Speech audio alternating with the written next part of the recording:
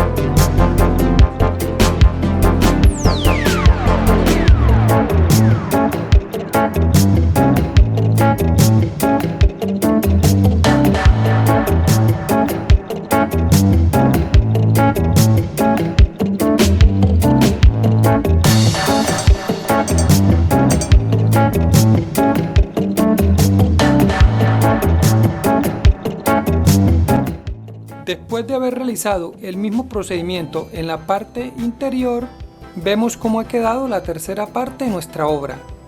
La próxima semana espera la continuación.